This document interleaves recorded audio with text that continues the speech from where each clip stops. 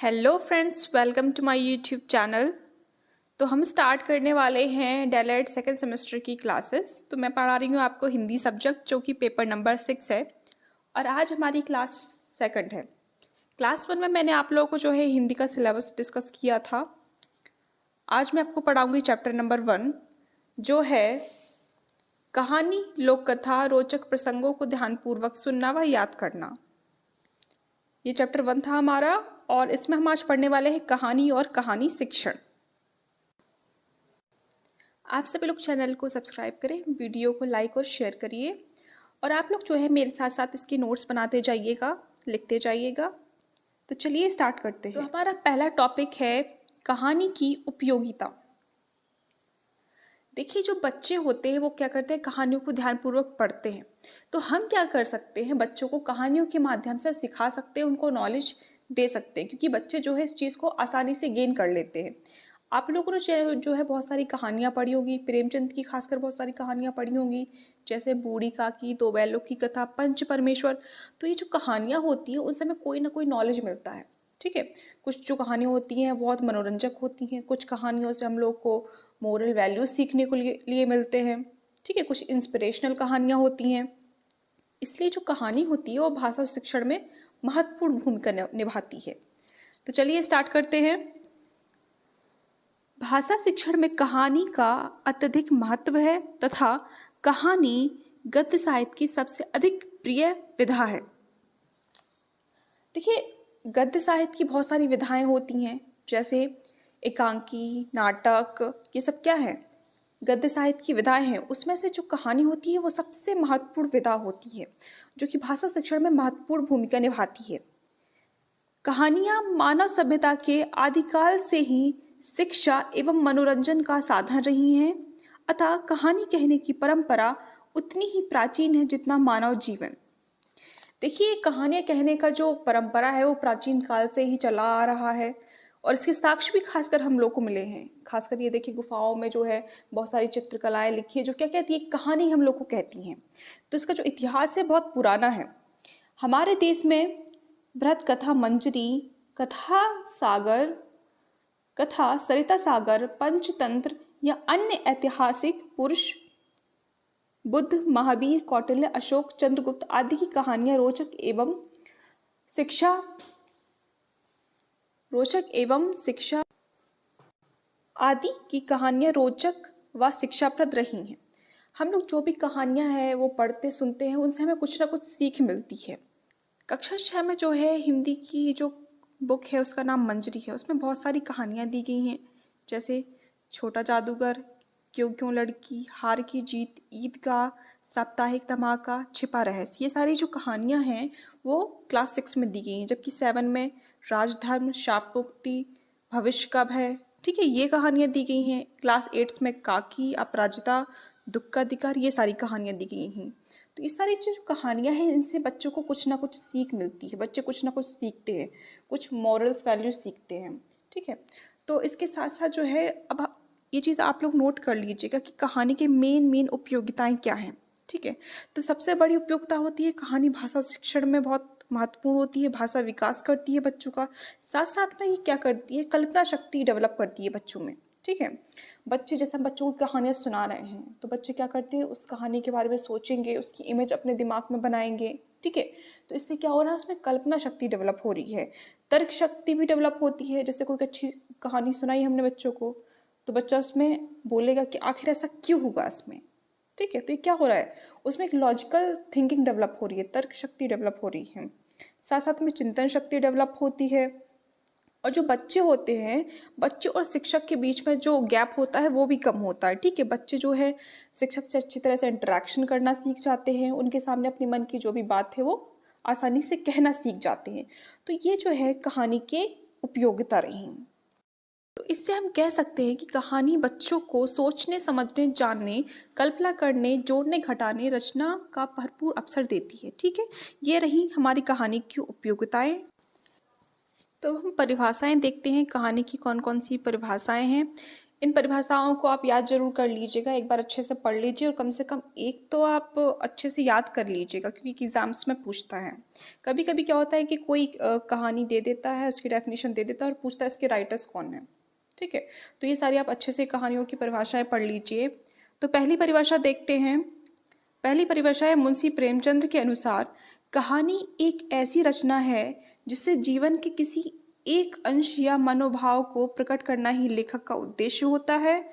उसके चरित्र, उसकी शैली, उसका कथन्यास सब उसी एक भाव की पुष्ट करते हैं। ठीक है, तो इसमें प्रेमचंद जी जो कहते हैं कि कहानी क्या है, एक ऐसी रचना है जिससे जीवन के किसी एक अंश या एक मनोभाव को प्रकट करना ही लेखक का उद्देश्य होता है। ठीक है, किसी एक पर्टिकुलर पार्ट को, लाइफ के पार्ट को क्या करता है लेखक, प्रस्तुत करता है, प्रकट करता है, और उसका जो भाषा है, उसकी जो शैली है, सब क्या करती है, उसी कहानी में परिलक्षित होती है, उसमें उसी में दिखाई देती है, वही उसी भाव में प्रकट होती है। तो ये था प्रेमचंद्र के अनुसार।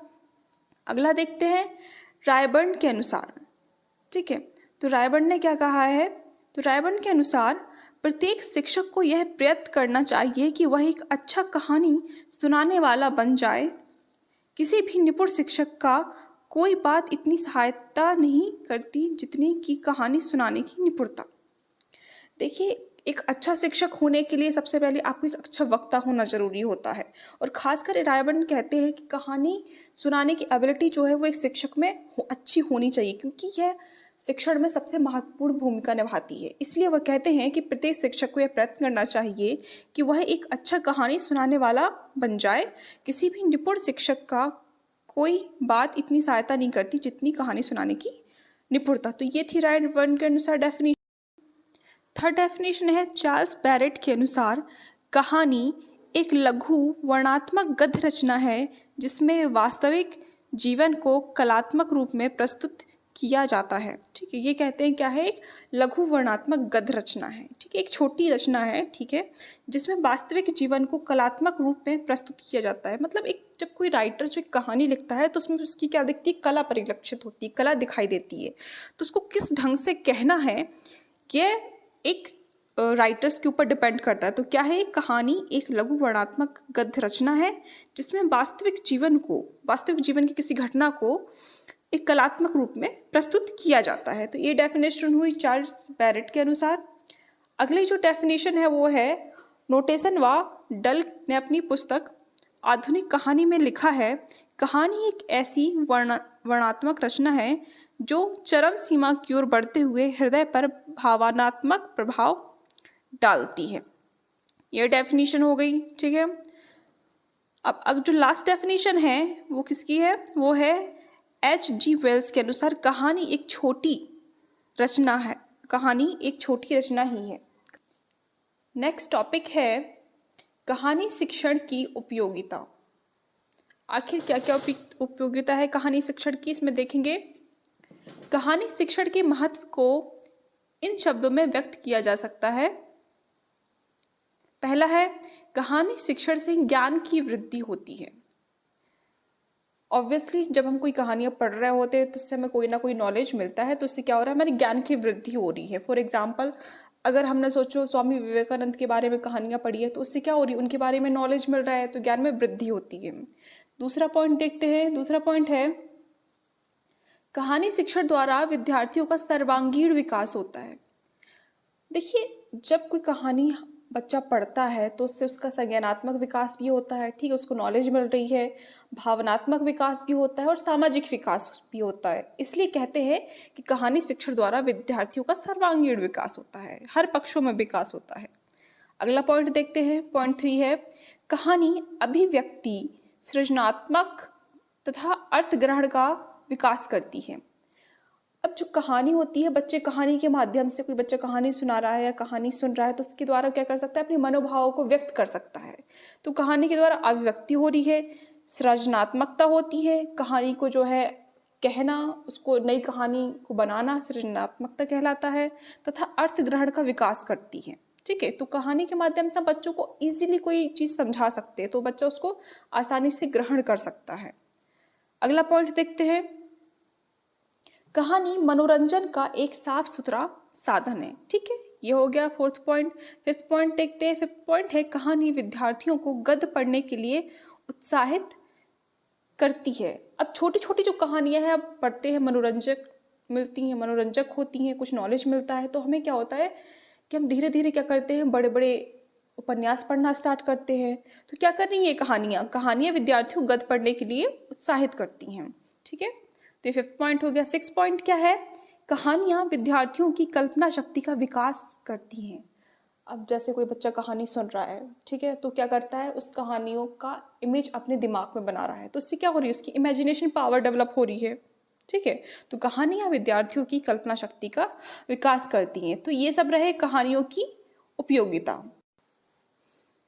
तो एग्जाम के पॉइंट ऑफ व्यू से जो है ये बहुत इंपॉर्टेंट है, इसको आप याद कर लीजिएगा। ठीक है, ये जो भी 6 पॉइंट बताए हैं सबको आप अच्छे से अपनी कॉपी पे नोट डाउन कर लीजिए, याद कर लीजिएगा। चलिए अब अगले टॉपिक की तरफ बढ़ते हैं। अब अगला टॉपिक है हमारा कहानी शिक्षण के उद्देश्य। आखिर क्या क्या उद्देश्य हैं कहानी शिक्षण के, चलिए देखते हैं। पहला है ज्ञान को सरल और रोचक रूप में प्रस्तुत करना। मतलब हमें कहानी इस तरीके से कहनी है कि बच्चे जो है बोर ना हो और उन्हें नॉलेज भी अच्छे से मिल जाए। तो कहानी जो है ज्ञान को सरल रोचक रूप में प्रस्तुत करता है।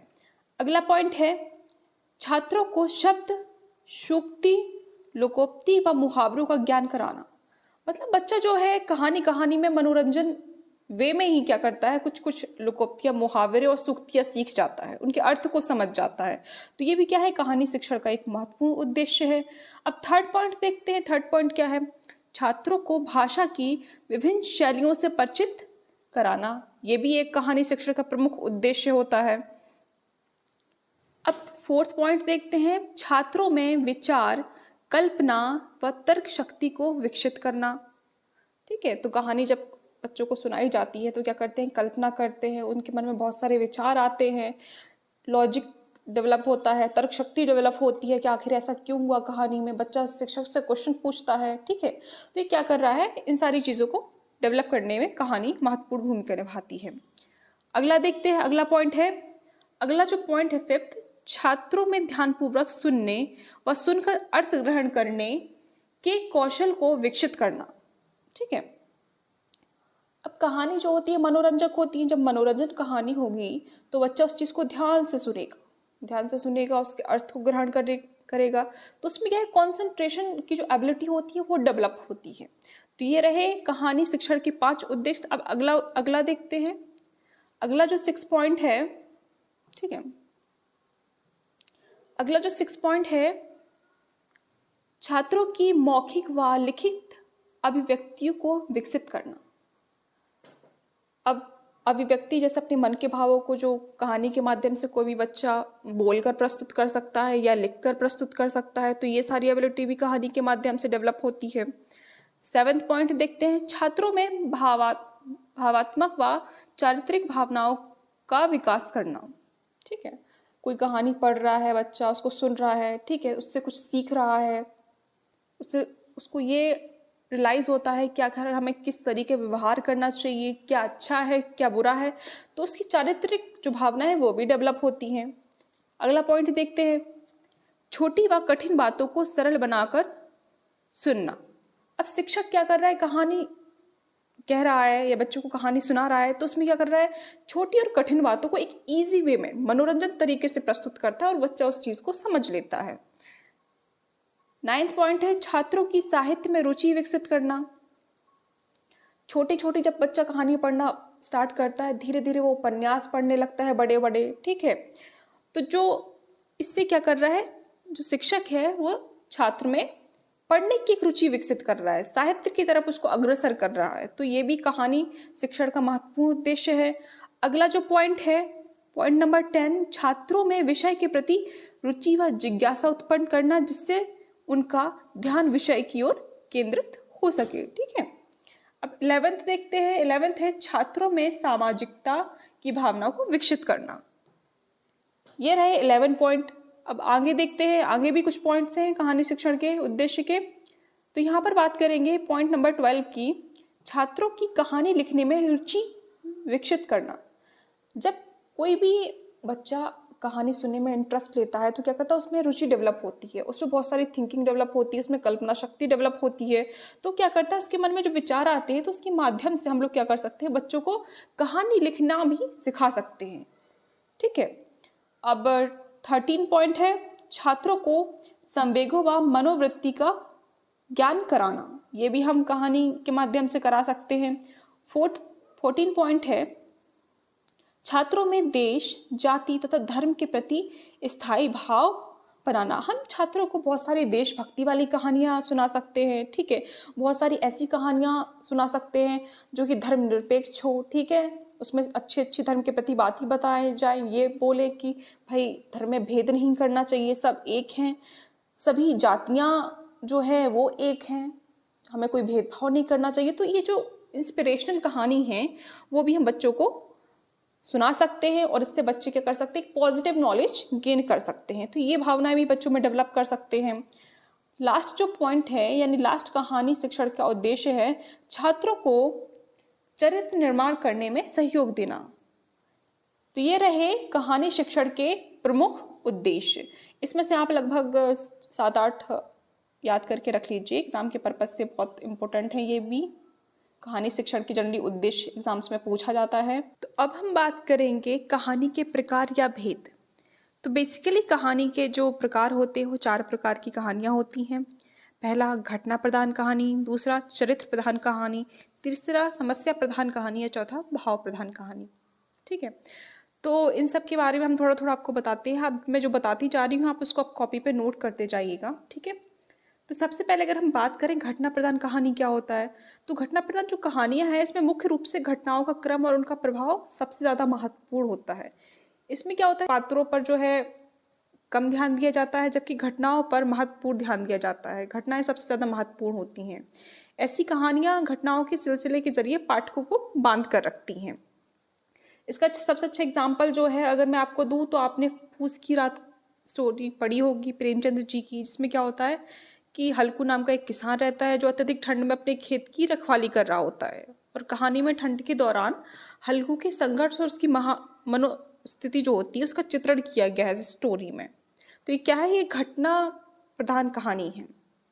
ओके, और दूसरा इसका एग्जाम्पल हो सकता है ईदगाह। ठीक है, इसमें हाबिद की जो कहानी है वो मेला जाता है, उसके जो फ्रेंड्स होते हैं मिठाई लेते हैं, लेकिन वो मिठाई ना लेकर के क्या करता है, अपनी काकी के लिए चिमटा लेता है। तो इसमें क्या है, इसमें बहुत सारी जो है घटनाएं का सिलसिला चलता रहता है। ठीक है, तो ये भी क्या है, घटना प्रधान कहानी है। तो यहाँ पर क्या है, मुख्य रूप से घटनाओं का क्रम और उनका प्रभाव महत्वपूर्ण होता है। अगर हम दूसरा बात करें, ठीक है, तो दूसरा है चरित्र प्रधान कहानी। तो ऐसी कहानियाँ होती हैं जिनमें किसी एक या कुछ पात्र के व्यक्तित्व, उनकी आंतरिक दुनिया और उनके मानसिक संघर्ष और उनके विकास पर ध्यान केंद्रित किया जाता है। इसमें बेसिकली जो कहानी का मेन लीड है, ठीक है, उसकी तरफ ज़्यादा फोकस किया जाता है। इसका अगर मैं एग्जाम्पल दूँ तो सबसे अच्छा एग्जाम्पल आपको यहाँ पर मिल सकता है, जैसे 2 बैलों की कथा। ठीक है, 2 बैलों की जो कथा है उसमें 2 बैल रहते हैं, हीरा और मोती। तो इन पे क्या किया गया है, इन्हीं के हीरा मोती के चरित्र इस कहानी में उभर कर आते हैं। तो ये क्या हो गई, ये चरित्र प्रधान कहानी हो गई।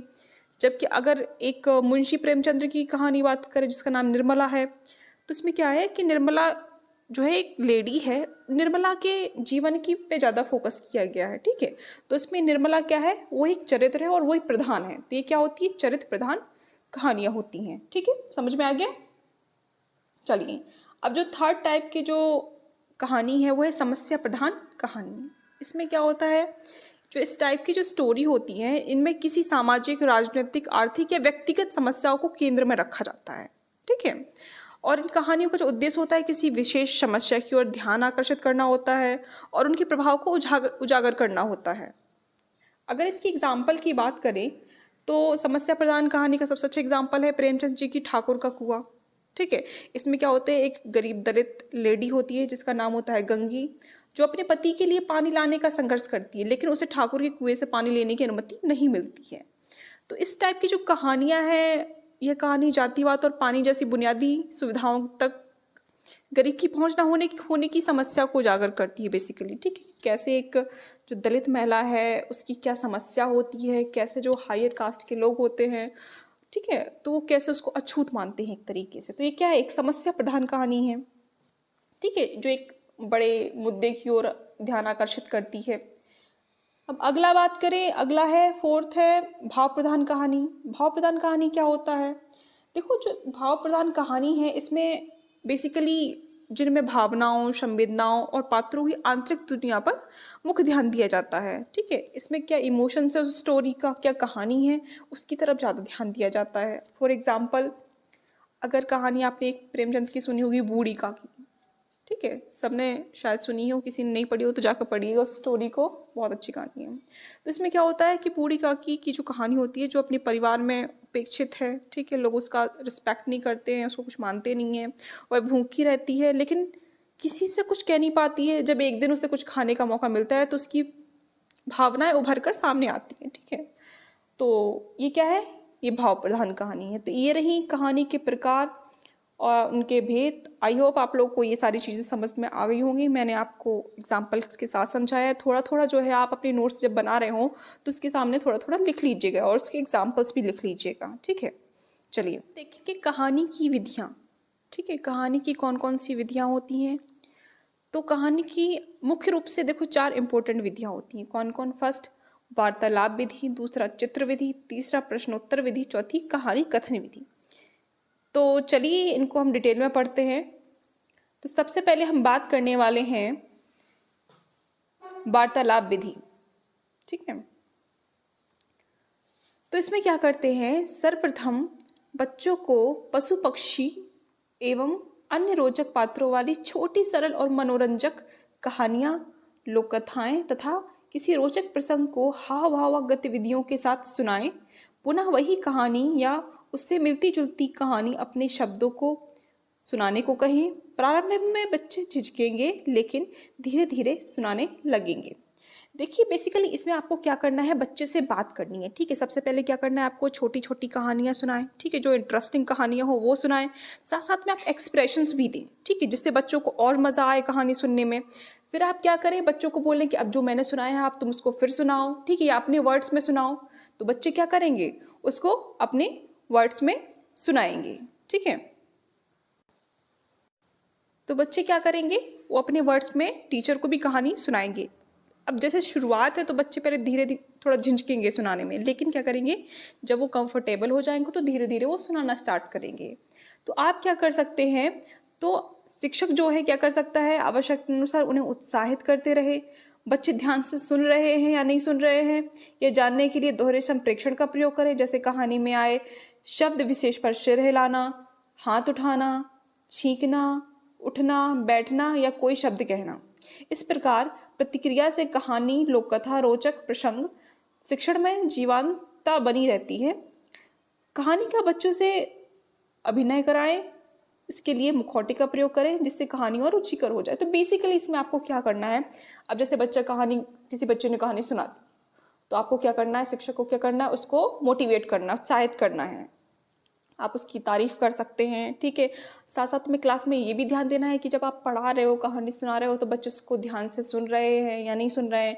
तो आपको सारे बच्चों को इंक्लूड करना है। तो आप कह सकते हो किसी पर्टिकुलर को खड़ा करके बताओ बंदर भाई कैसे एक्टिविटी करता है, ठीक है, चिड़िया कैसे आवाज़ निकाल सकती है। तो इंगेज करना है सारे बच्चों को। ठीक है, इसमें कहा गया है कि साथ साथ में आप क्या कर सकते हैं, अभिनय करवा सकते हैं। ठीक है, मुखौटों का यूज़ कर सकते हैं जिसके माध्यम से क्या है, बच्चे उसमें इंटरेस्ट लेंगे। तो यहाँ पर क्या हो रहा है, वार्तालाप हो रहा है शिक्षक और विद्यार्थी के बीच में।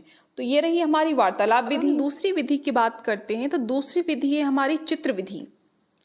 चित्र विधि क्या होती है, प्रारंभिक अवस्था में चित्रात्मक कहानी द्वारा बच्चों को शिक्षण देने की सर्वाधिक उपयुक्त विधि है। सर्वप्रथम कक्षा में कुछ पशु पक्षी से संबंधित चित्र चार्ट बनाकर टांग दे और बच्चों से उससे संबंधित कुछ वाक्य इस प्रकार बनाने को कहें जिससे एक कहानी बन जाए। इसके लिए बच्चों के सामने अग्रलिखित कुछ उदाहरण प्रस्तुत करें। देखिए आप लोगों ने शायद सबने स्कूल्स वगैरह में देखे होंगे, मैंने तो अपने स्कूल में देखा था कि क्या होता था कि एक बड़ा सा चार्ट, उस पर हमारी दीवार पे, स्कूल की दीवार पे चिपका हुआ था, उसमें क्या है, कुछ स्टोरी के चित्र बने हुए थे। तो हम क्या कर सकते हैं, चित्र के माध्यम से भी बच्चों को कहानी पढ़ा सकते हैं। जैसे एक स्टोरी का चित्र बना था शेर और चूहा की, तो उसमें क्या है, स्टेप बाय स्टेप चित्र बने थे। तो आप क्या कर सकते हैं, बच्चों के सामने पहला चित्र दिखा के बोल सकते हैं कि बताओ इस चित्र में तुम्हें क्या दिखाई दे रहा है। तो बच्चा कहेगा कि इसमें एक शेर दिखाई दे रहा है जो कि अपनी मांद में लेटा हुआ है, ठीक है। फिर पूछेंगे दूसरे में क्या है, दूसरे में देखेंगे कि वहां से एक चूहा आया। फिर तीसरी में क्या है, फिर चूहे ने क्या किया। मतलब इस तरीके से एक क्रम में क्या कर सकते हैं कि स्टोरी बना सकते हैं, जिसके माध्यम से बच्चा क्या होगा, स्टोरी को कहना सीख जाएगा। तो ये भी एक महत्वपूर्ण विधि है कि सर्वप्रथम क्या करना है, कुछ पशु पक्षियों से संबंधित चार्ट बनाकर टांग दें। फिर उससे क्या करें, बच्चे से उससे संबंधित कुछ वाक्य इस प्रकार बनाने को कहें जिससे एक कहानी बन जाए, ठीक है। अब इसमें क्या कर सकते हैं, जैसे कहानी की घटनाओं पर आधारित वाक्यों को क्रम में लगाना। इसमें एक सीरियल वाइज बच्चों को लगाना है वाक्य जो भी बताया जाएगा, ठीक है। पूरी कहानी क्या कर सकते हैं बाद में, इसके बाद हम कर सकते हैं कि जो पूरी कहानी है, पूरी कहानी या कहानी के अंश को स्थानीय भाषा में परिवर्तित करना। देखिए, अब हम छोटे बच्चों को पढ़ा रहे होते हैं जहाँ के हम होते हैं, तो हमें उस रीजनल लैंग्वेज में बच्चों को पढ़ाना है, ठीक है। तो उस रीजनल लैंग्वेज में हम लोग को बच्चों को सिखाना है, उनको बताना है। इसके बाद क्या करें, कहानी का नाट्य रूपांतरित करवा कर उसका अभिनय करवाना। अब जैसे अब बच्चा क्या कर चुका है, उस कहानी को स्टेप बाय स्टेप बोल दिया है, तो अब शिक्षक क्या कर सकता है, उसको एक बार एक्सप्लेन करेगा, फिर उसका क्या कराएगा, नाटक करवा के एक अच्छे तरीके से सिखा सकता है। तो ये रही हमारी चित्र विधि, ठीक है। तो इस तरीके से भी कहानी पढ़ाई जा सकती है। अब हम तीसरी विधि की बात करते हैं। तीसरी विधि है प्रश्नोत्तर विधि। इस विधि द्वारा अध्यापक बच्चों को कहानी शिक्षण, लोक कथा शिक्षण तथा रोचक प्रसंगों को अत्यंत सरलतम ढंग से बता सकते हैं। सर्वप्रथम बच्चों को अत्यंत सरल भाषा में पूरे हाव भाव के साथ कहानी सुनाएं तथा उनसे भी कहानी सुने। कहानी की घटनाओं को आधार बनाकर बच्चों से प्रश्नोत्तर करें। देखो, बेसिकली इसमें कुछ नहीं, बहुत इजी है ये वाली विधि। इसमें क्या करना है, आपको बच्चों को जो है कोई सिंपल सी स्टोरी सुनानी है, सिंपल लैंग्वेज में सुनाइए, हाव भाव एक्सप्रेशन के साथ सुनाना है बच्चों को। और जब कहानी बच्चा खत्म हो जाए, ठीक है, तो आप बच्चों से भी कहें कि आप भी कहानी सुनाओ, उसी कहानी क्या उससे मिलती जुलती कहानी सुनाओ, अपनी लैंग्वेज में सुनाइए। और जब ये सब हो जाए तो बच्चों को क्या करना है, उस कहानी से रिलेटेड क्वेश्चन पूछना है, ठीक है। तो ये रही प्रश्नोत्तर विधि। अगली विधि देखते हैं। अगली विधि है कहानी कथन विधि। इसमें क्या है, इस विधि के अंतर्गत सर्वप्रथम प्रशिक्षु बच्चों को एक छोटी व रोचक कहानी हाव भाव के साथ सुनाएं। पुनः यही कहानी या उससे मिलती जुलती कहानी अपने शब्दों में सुनाने को कहें। इस प्रकार मुर्गा लोमड़ी की कहानी सुनाने के बाद बच्चों से विभिन्न प्रश्नों द्वारा कहानी में रोचकता लाई जा सकती है, ठीक है। तो ये रहा कहानी कथन विधि। तो ये रही चारों विधियां। अब इसके साथ साथ जो है अन्य विधियां भी हैं, ठीक है। अन्य विधियों का तरीका कौन कौन सा है, इसी प्रकार शिक्षण के अन्य भी तरीके हैं। जैसे क्या है, फर्स्ट है अधूरी कहानी। तो इसमें क्या कर सकते हैं, इसमें क्या कर सकते हैं, एक बच्चे को एक कहानी सुनाए, उस कहानी को आपको पूरा नहीं सुनाना है, ठीक है। एक जगह कहानी सुना करके आप उसको छोड़ दें, फिर बच्चों से पूछे कि इसके बाद बताओ क्या हो सकता है, ठीक है। तो बच्चा क्या करेगा, उस चीज के सोचेगा कि आखिर क्या कहानी आगे बन सकती है। शिक्षक ये भी पूछ सकता है कि बताओ अगर ये घटना ना होती तो और कौन सी घटना हो सकती थी। तो इस प्रकार के शिक्षक क्या करेगा, एक अधूरी कहानी देगा और बच्चों से कहेगा इस कहानी को पूरा करो। तो ये पहला है अधूरी कहानी वाला मेथड। तो यहाँ पर जो सेकंड मेथड है, ठीक है, सेकंड क्या है, सेकंड है दृश्य दिखाकर, ठीक है। दृश्य दिखाकर ही बच्चों से कहानियाँ पूछी जा सकती हैं। कोई ऐसा प्राकृतिक या निर्मित दृश्य दिखाकर जिसमें कहानी की गुंजाइश हो, ठीक है, उस पर बच्चों से कोई कहानी सुना जाए। कोई बच्चों को फोटो दिखा दी जा रही है, कोई चित्र दिखाई दिया जा रहा है, उससे कहे कि इस पर आप कहानी क्या बता सकते हो, क्या सुना सकते हो, ठीक है। तो थर्ड मेथड क्या है, विशेष चित्र या मुद्रा भाव वाले चित्र, ठीक है। फॉर एग्जाम्पल जैसे पेड़ पर चलता एक बंदर और एक चिड़िया, ठीक है, इस पर कोई कहानी हो, बंदर का नीचे गिरना और चोट लगना, चिड़िया का शोर मचाना। तो ये जो चीजें हैं इनसे बता सकते हैं, बच्चों को कहानी सिखा सकते हैं। फोर्थ है कार्टून। चौथा है कार्टून। अब बहुत सारे बच्चों को, अधिकतर बच्चों को कार्टून बहुत पसंद होते हैं, बच्चों को इंटरेस्ट उसमें होता है, तो इस पर उन्हें काम करना उन्हें अच्छा लगता है। तो अब इसमें क्या कर सकता है कोई शिक्षक कि बच्चों को क्या कर सकता है, कार्टून दिखा सकता है जिसमें कोई भाव की प्रधानता हो, ठीक है। और ये जो कार्टून है कहीं से भी मिल सकते हैं, ठीक है, अखबार पत्रिका से मिल सकते हैं, बुक से मिल सकते हैं। तो इन विशेष कार्टून के माध्यम से क्या कर सकता है, बच्चों से कहा जा सकता है कि बच्चे अब कोई कहानी बताओ, ठीक है। जैसे डोरेमोन का चित्र दिखा दिया, डोरेमोन के बारे में कोई बता दिया कि कोई कहानी सुनाओ, तो बच्चा सुनाएगा कि यार डोरेमोन का कोई पार्टिकुलर स्टोरी सुना देगा। एंड देन फिफ्थ वन है अभिनय। इसमें क्या कर सकते हैं, कुछ बच्चों से एक्टिंग करवा सकते हैं, ठीक है, और कुछ बच्चों से फिर बाद में पूछ सकते हैं कि बताओ भाई तुमने क्या सीखा इससे, ठीक है। तो बच्चे इस माध्यम से भी सीख सकते हैं, कहानी बता सकते हैं, क्योंकि बच्चे जो चीज़ देखते हैं उसको आसानी से ग्रहण कर लेते हैं। अब सिक्स्थ है कुछ जानवरों के नाम, पात्रों के नाम परिवेशीय शब्द देकर, फॉर एग्जाम्पल बंदर, कुत्ता, हाथी, शेर, लोमड़ी, कौवा, तोता, या कुछ परिचित पात्रों के नाम अथवा कुछ शब्दों के माध्यम से आप बच्चों से कहानी सुने, ठीक है। बच्चों से कह दिया कि बताओ कोई तोता की कहानी सुनाओ, ठीक है। बच्चों से कह दिया कोई लोमड़ी की, कौवा की कोई कहानी सुनाओ, तो बच्चा को याद है अच्छा वो कौवा की कंकड़ वाली कहानी, ठीक है। तो इस तरीके से क्या कर सकता है, हम लोग बच्चों को कहानियाँ सिखा सकते हैं। अब सेवेंथ है विशेष घटना। फॉर एग्जाम्पल जैसे घर, गांव या आस पड़ोस की घटना विशेष पर जो है बच्चों से चर्चा करने के लिए कह सकते हैं, ठीक है। तो इससे भी, ये भी एक माध्यम हो गया। एट्थ है टीवी सीरियल या नाटक। तो जो टीवी, अधिकतर बच्चे क्या करते हैं, टीवी सीरियल्स, नाटक वगैरह ये सब देखते रहते हैं। तो क्या कर सकते हैं, टीचर बच्चों से कह सकता है कि आपने जो भी देखा है टीवी पर, नाटक, सीरियल्स या कहानी जो भी देखी है, आप उसको अपने शब्दों में सुनाएं, ठीक है। तो ये भी एक मेथड हो गया। अब लास्ट है कल्पना शक्ति। देखो बच्चों में जो होती है सोचने की बहुत अच्छी एबिलिटी होती है, तो टीचर को क्या करना है, उस एबिलिटी को उभारना है। तो क्या कर सकता है शिक्षक, बच्चों को इनकरेज कर सकता है कि भाई तुम किसी कहानी को बनाओ, ठीक है। लाइक कोई जैसे कह दिया कि तुम कोई भी अपने काल्पनिक पात्र बनाओ, उस पर कोई स्टोरी बनाओ। तो इस तरीके से क्या कर सकता है, बच्चे में कल्पना शक्ति को उभार सकता है। तो ये सारे हो गए मेथड्स शिक्षण के, कहानी शिक्षण के। तो दोस्तों आज के लिए बस इतना ही। अब जो इससे आगे है वो अपनी अगली क्लास में पढ़ेंगे। तो चैनल को सब्सक्राइब करें, वीडियो को लाइक और शेयर करें। धन्यवाद।